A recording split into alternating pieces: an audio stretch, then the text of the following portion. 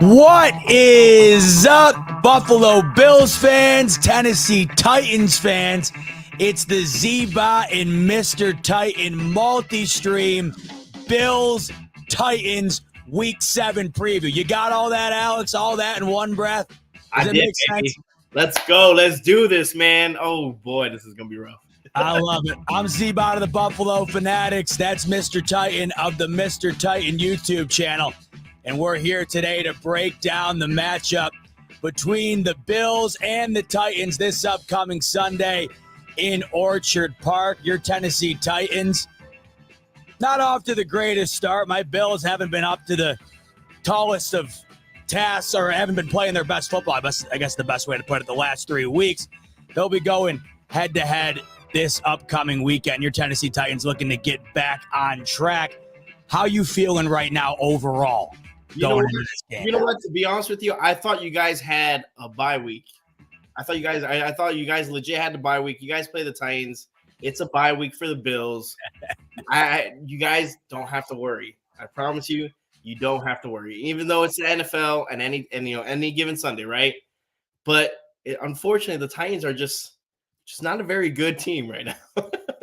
Listen, Alex, I've heard that before, and every time I've heard that, that seems to be when the Bills like to play down to the competition. So I'm hoping that's not the case. But like you mentioned, this is a game, of course, at least on paper, where the Bills are expected to win. Right now, the Bills are creeping up towards a 10-point favorite in this game. The line opened at 8.5. It's up to 9.5 right now. You said bye week. Your Titans came out of the bye week last week, interdivisional game against the Colts. They were in that game all the way until the end. They had their chances. They've had their chances all throughout the year, really, Alex. A couple of games where obviously it was a bit lopsided, the Packers game, but should have won that Jets game, in my opinion. Had your chances last week, had your chances against the Bears. In your opinion right now for the Titans, how much different would you feel about the team if just one of those games would have went in the other direction? I'd still be a little bit worried. It's not only just that, they could be close in the matchup, right? But, looking at it on the field, the play calling, offensive line, Will Levis, again, a lot of people are questioning Will Levis, the play calling as well, being very, very, very, very safe, right? We're only throwing 5 yards. We're throwing screens. A lot of people are upset with that. They're not, Calvin Ridley's upset that he's not getting the ball more. We have D-Hop, but what's the point of having D-Hop if you don't throw it to him? So there's a lot of questions, a lot of frustrations in the locker room with the players and the coaching staff. So I think it's still a building. I think they're still trying to build off of that. Again, everything is pretty much brand new. Offensive coordinator, new coach, new players. So they're trying to bring their philosophy in, and it's the growing pains, right? Unfortunately, It's the growing pains. And a lot of Titan fans aren't, we're tired of that. We're tired of that.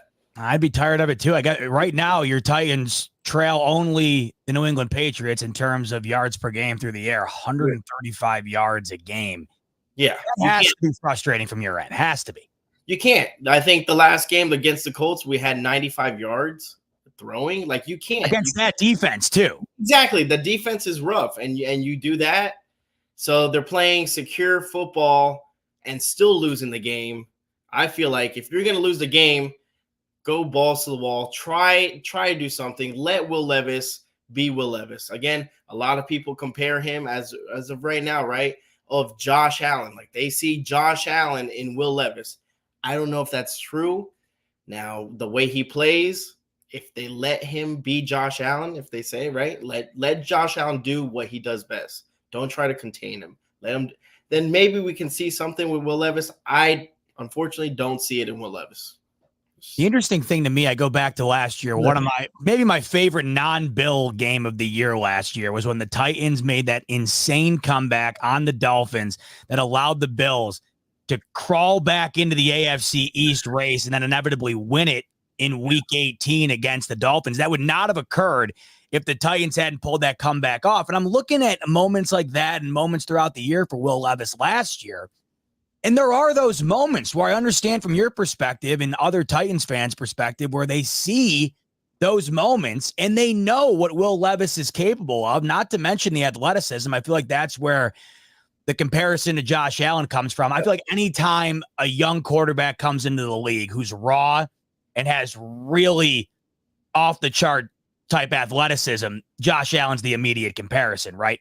Yeah. Also, I guess the recklessness would be one of the things that you would attribute to Josh Allen early on in his career, which of course Will Levis is struggling with right now.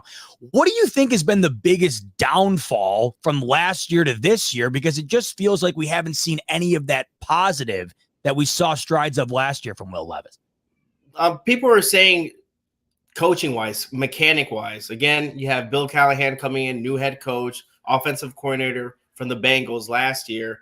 And they're saying that, the way what he wants Will Levis to do compared to what Mike Vrabel did last year. So people are questioning, like, was losing Mike Vrabel, was that something that, was that a big question mark for the Tennessee Titans? Should we have let him go? As you saw, he kind of flourished. Yeah, they were still struggling, but you had Will Levis be Will Levis and do those games where you see him in the Dolphin game against the Falcons last year, his first career start in Nissan Stadium, threw 4 touchdowns. We haven't seen that. He's progressed. He went backwards. Now, I don't know if it's the coaching staff, coaching in general, who knows? The interesting part about this game to me, and this is how I view it for the Titans in terms of, at least from my perspective, I'm looking at this game from a Bills fan, and I'm trying to ask myself, how did the Bills find a way to lose this game? It would be the Titans taking the ball out of Will Levis's hands, because the Bills defense right now, despite the injuries, they are playing well, but their Achilles heel is in the run department. The Jets went into their last game. Oh, I see the kiddos, by the way. What's up, fellas? How we doing? Hi. Ian, take him to the bathroom. Okay. They're fired up. You just picked them up from school. They're ready to rock. Yeah, I got them.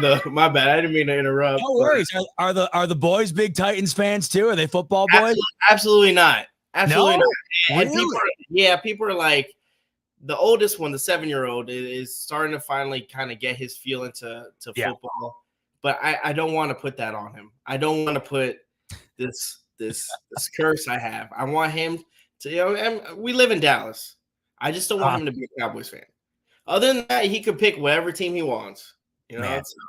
That right there, folks, is A+ parenting right there. Father of the year material. As long as he's not a Cowboys fan, you don't mind. That is the way it should be. That age is right around where I started to really evolve into a major football fan. I feel like at that age, you don't particularly identify with a team as much as you identify with players. I remember growing up, I just loved players. And back then you could get a football jersey for $20 and they had the different jerseys at a local store. And I had all these different players from all these different teams. And then as you got older, you morphed into, of course, what you were destined to be. And my dad to this day says the same thing. I wish I never put this curse on you. I will tell you, I know you feel that way, but your kids will look back and be blessed that even though it is a curse, it's a curse they get to share with you. I've been sharing that curse with my father for going on 30 years now, but let them enjoy the young days right now, Alex, where they don't have to struggle week in and week out. Absolutely. Like I said, when I was younger, I would collect trading cards. I had a binder full of just a bunch of cards, and that's what I went off. Like I said, didn't have really a certain team that I followed. Kind of went with players as well, and just kind of went like that. But here we are now. So as I was talking about this game in terms of how the Bills could find a way to blow it, because you're going into a game 9.5-point favorite. If you lose that game, that's a massive blown game for a team like the Bills. Anytime you're a favorite like that and you lose, it's not only a shocker, but it's a major derailment to your season to some degree. If the Bills want to continue to strive towards what they're striving for, it's games like this that you can't lose. And I'm looking at ways from my perspective of how could the Bills find a way to lose it and how do you prevent that? Looking at it from your end, if I look at it from the Titans angle, how do we win it?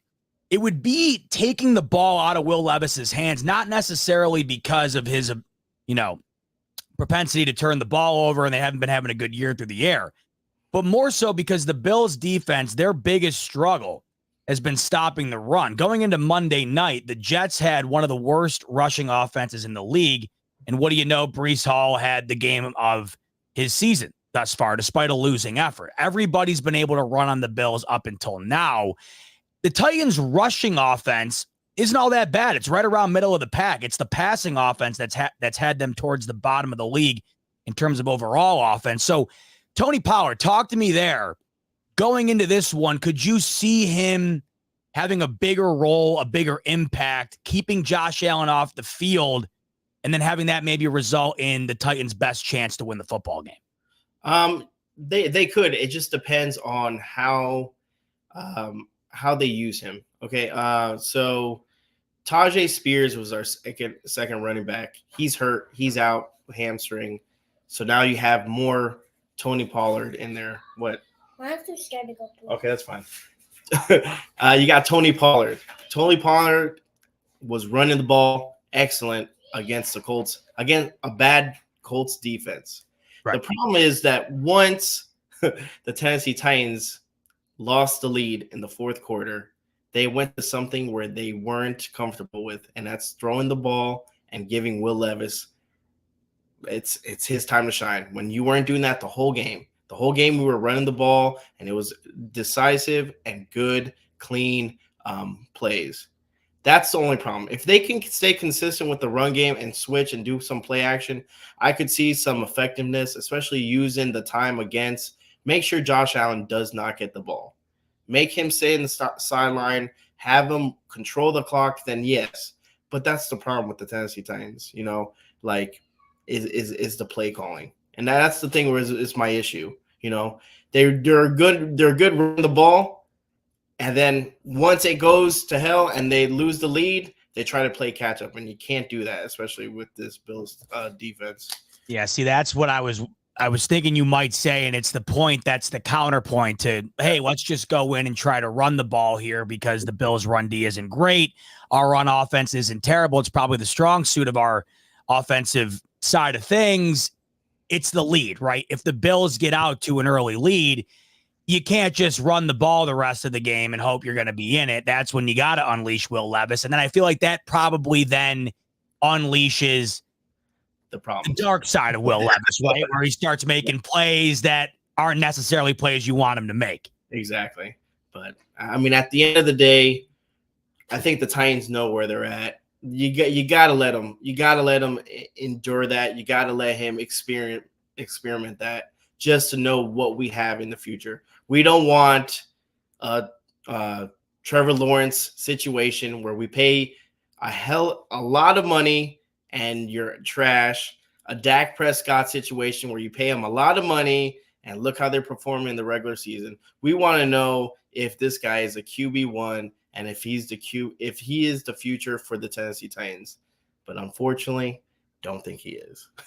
It's been a struggle on offense for you, but talk to me about this defense, Alex. It's actually the best total defense in the league right now, allowing under 250 yards a game.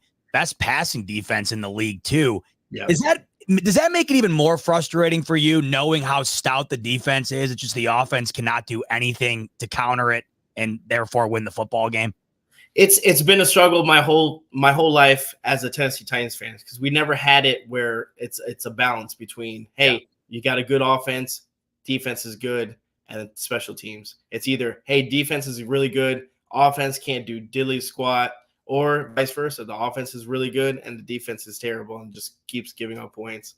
It's frustrating, definitely, because it could easily be a top 10.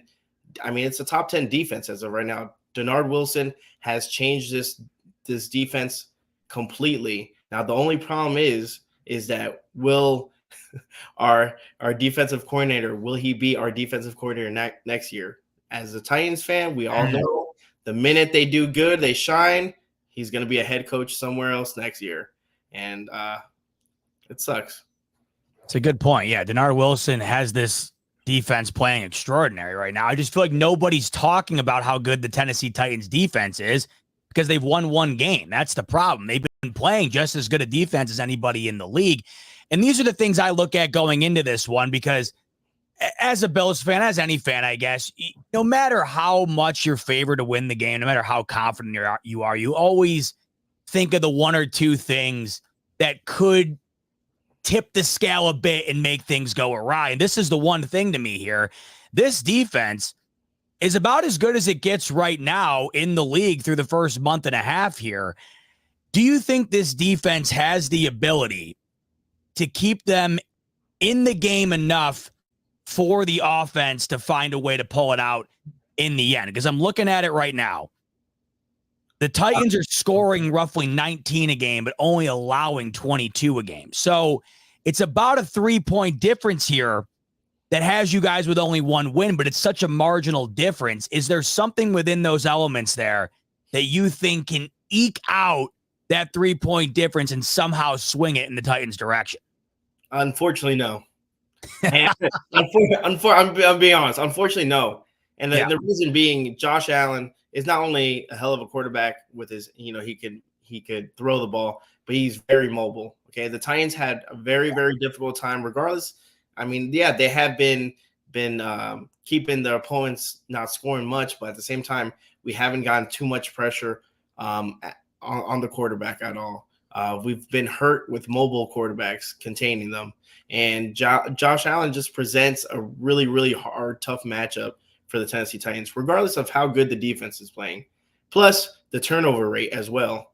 The defense has been good, but the interceptions, the fumbles, just haven't gone the Tennessee Titans' way. I think their first turnover in defense was last game. It was just an interception, and that's it. So you're pretty much defeated right now, because I'm guessing you're looking at this. You're already, the way I get it, the vibe I'm getting from you right now, this is an L. I'm assuming you think the Lions game the following week's an L.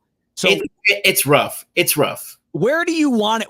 So let me ask you this, because the Bills, me growing up, the Bills were always very mediocre, but they were never like 1-7 bad. You know what I mean? Which is almost even more frustrating, because you never seemed to get the draft capital to get that revolutionary player that was going to change the franchise. That didn't end up happening until I was halfway through college. And that's throughout my duration of my entire life. They were always that 6-10, 7-9 team.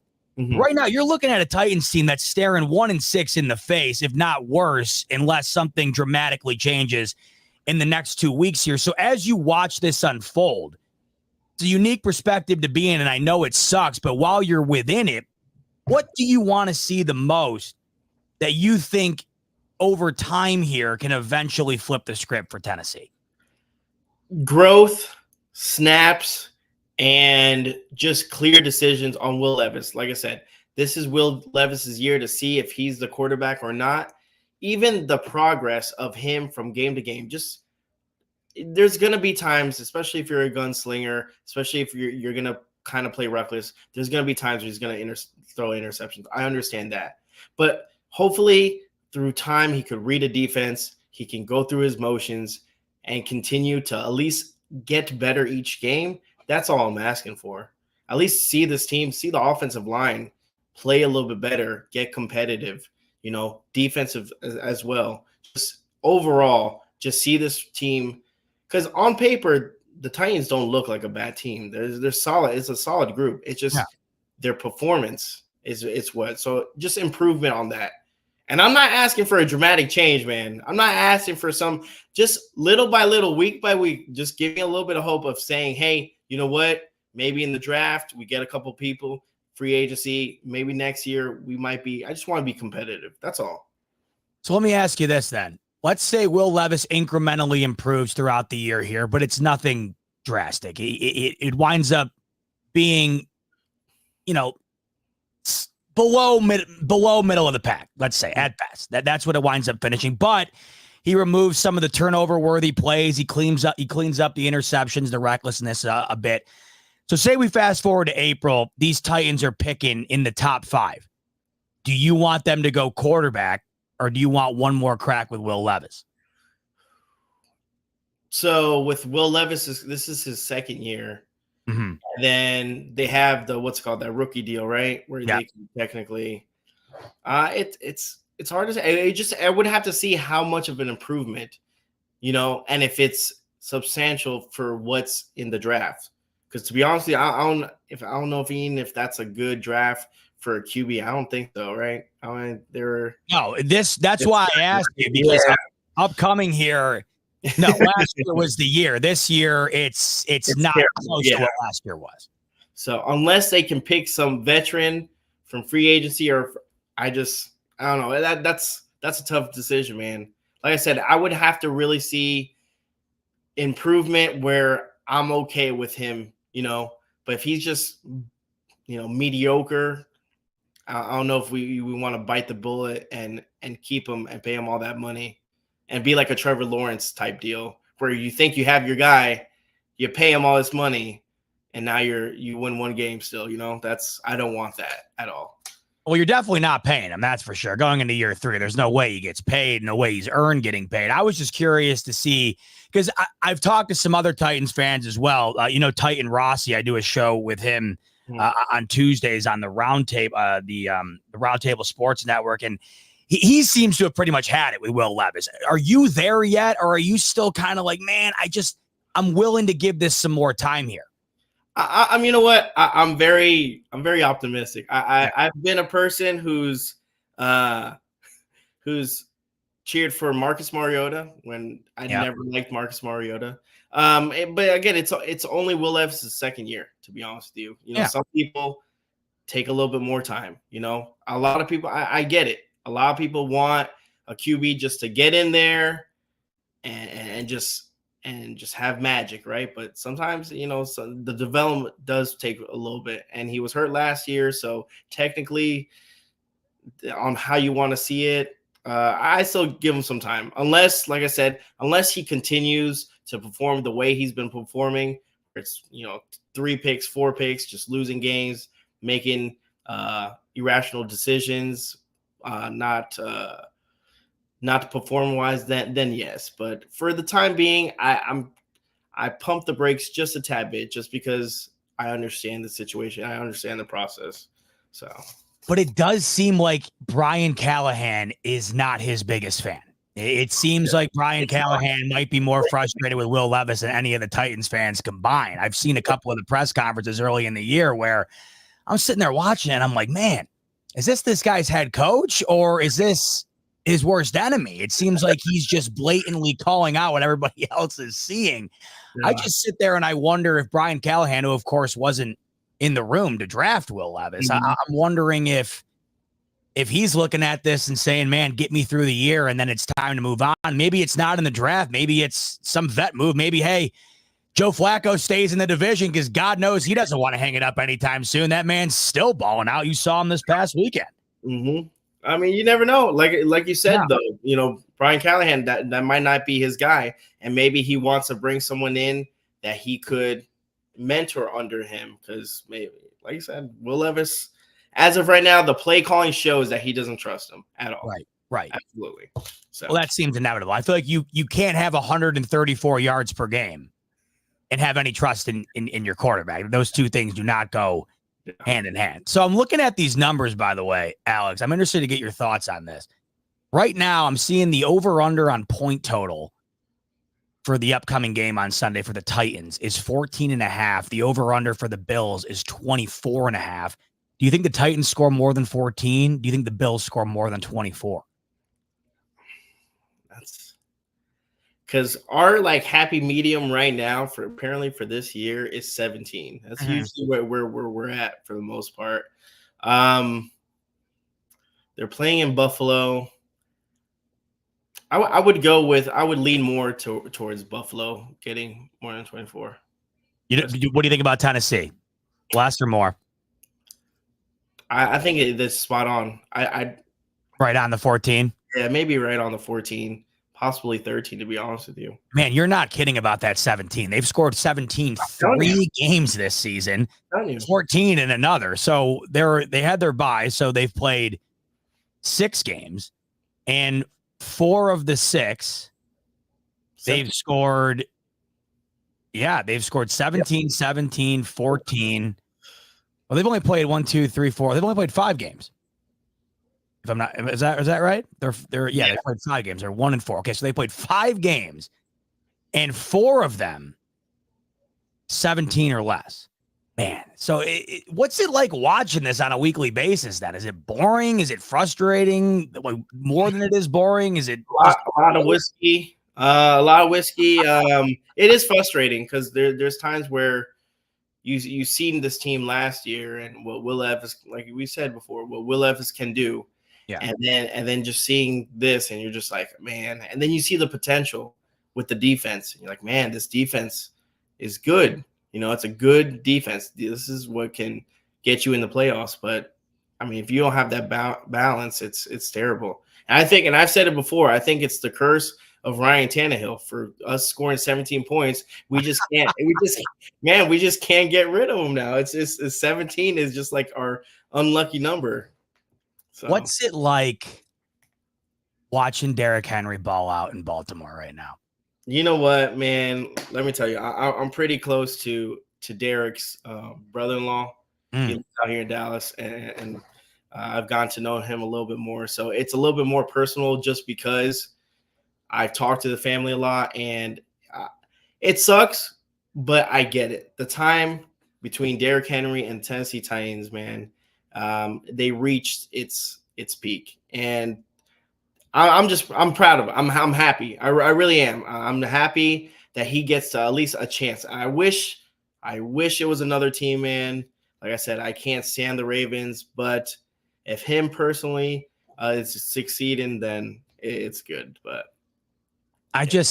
he was always a pain in the Bills' ass with the Titans. He remains a pain in the ass for the Bills. You saw him, I'm sure, against the Bills with the Ravens a couple of weeks ago. First play from scrimmage, the guy's taking it 80 yards to the house. But man, have I always loved Derrick Henry. I've been saying for a while now, I think he's the last of his kind. I do not think we see another Derrick Henry because they're just not making him like that anymore. These guys built like him. First of all, no one wants to play running back anymore because it's a thankless position that doesn't get paid nearly what it probably should. But then again, the utilization of these guys within the draft, you're watching San Francisco right now use their 4th string running back and he'll go off for 100 yards. And then you watch it and you're like, well, that's why we're not paying him.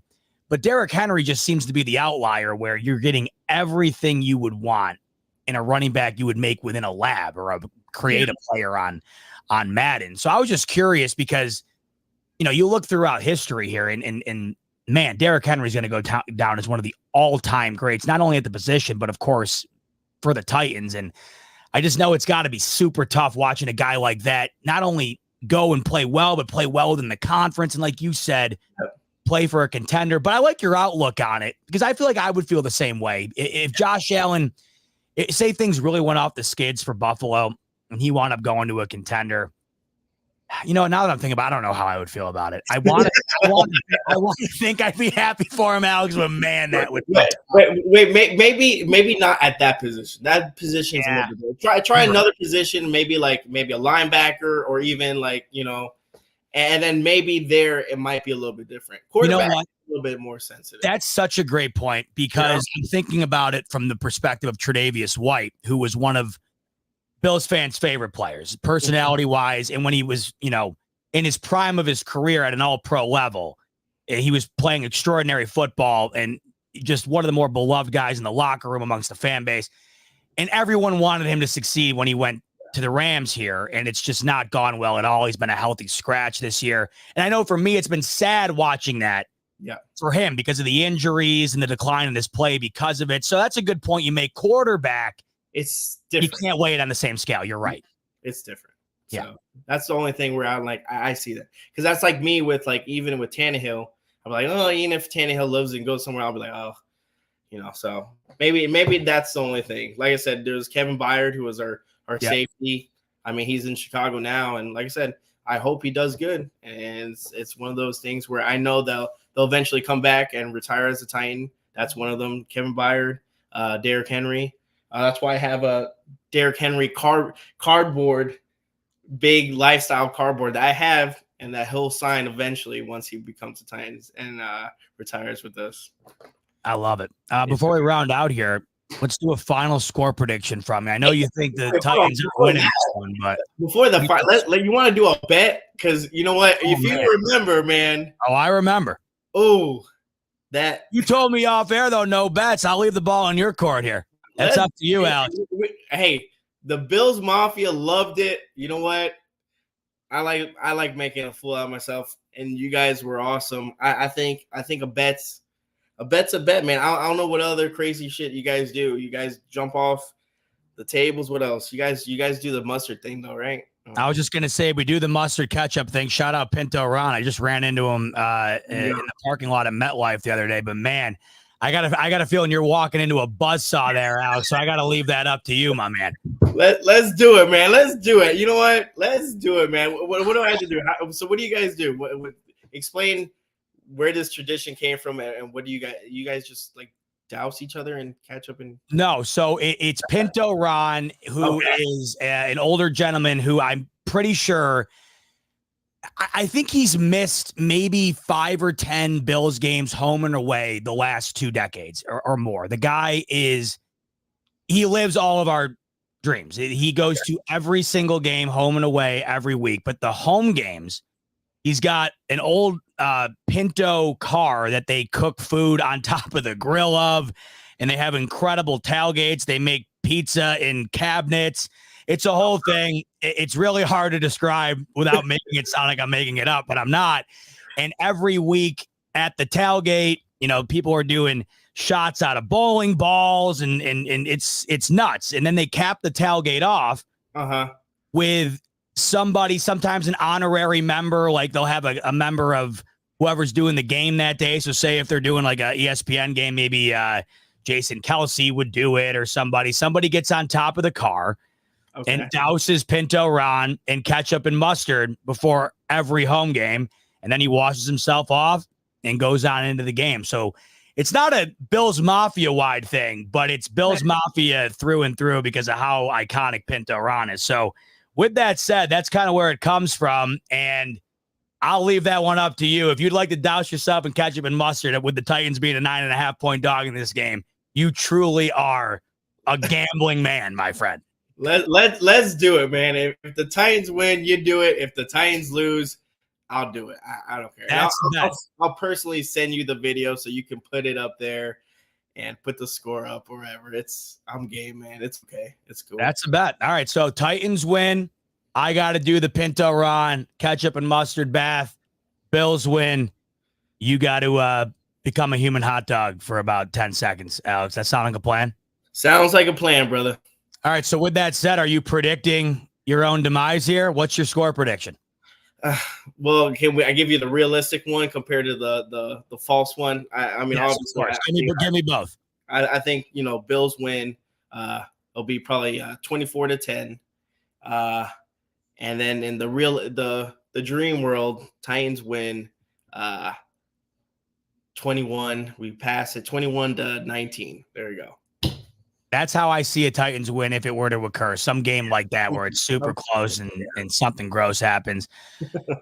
Give me give me Bills 27, Titans 13. I just have a weird feeling this game's going to be ugly because the Titans defense is good enough to make it ugly. The Titans offense is bad enough to make it look ugly. And I just think the Bills pull away towards the end. But I think the Titans put up a good fight for a half. I just think the Bills right now, being in the spot that they're in compared to where Tennessee is, winds up pulling apart towards the end there a bit. But give me the Bills. I'm hoping the Bills. I was already hoping the Bills, of course, but now I'm hoping a little bit more, Alex, with this bet on the line. So Wait, hold on with the bet, because my friend just texted me and that it was a good idea. She said, "Hey, if the Titans win, you got to drink the coffee mayo, classic Will Levis style." Oh, wow. Shout out to Haley. That was a good one. By the way, I'm so sick and tired of those commercials, and that's no hate on Will Levis. Just the way he says mayo dip be creamy or something. I hate it. It's on all the time because I just leave NFL Network on in the background while I'm working. And it's on like once a commercial cycle. So what is this concoction? Is it just coffee and mayonnaise mixed together? Is that what it is? Yeah, that's pretty much it. He says he doesn't do it quite often, but he kind of ran with it. So he just gets coffee, douses it in mayo, and then shoves it. Mayo's weird in the sense that I like it on all my sandwiches, all my burgers, but the idea of eating it solo makes me sick. The idea of drinking it with coffee makes me want to go to the hospital. Well, but I'll do it, man. Same thing with ketchup and mustard, okay? Just letting you know. I like it in my sandwiches and stuff too. I don't want it on me, but we're going to do this. I like this stuff because we're taking a Titans twang on the bet. We're taking a Bills twang on the bet. Lock it in, Alex. I will do that. My God, I've never wanted the Bills to win a game more than I want them to win now. So Bills win. Alex is taking a ketchup and mustard bath. Titans win, and I'm having a coffee and mayonnaise cappuccino. I can't believe I just said that out loud. Buffalo, my God, please get it done. Please get it done. And that will be posted at some point next week, Alex. That sound like a plan? Yeah, let's do it, man. All right. I love it. All Bills, right. Titans on Sunday, and either a mayonnaise and coffee latte or a mustard and ketchup bath at some point next week, depending on the outcome. I love it. Alex, love being able to sit down with you again. It's been a couple of years since these boys have faced off and we got together. I'm glad we got to do it again. Best of luck to your Titans, and I'm looking forward to seeing which one of these bets winds up going online this upcoming week. Absolutely, brother. All right. Thank you for having me on, man. Once again, best of luck, and we'll talk to you soon. All right. Tighten up, guys. All right. Thanks so much for listening, everybody. Much love as always. We'll see you on the next one.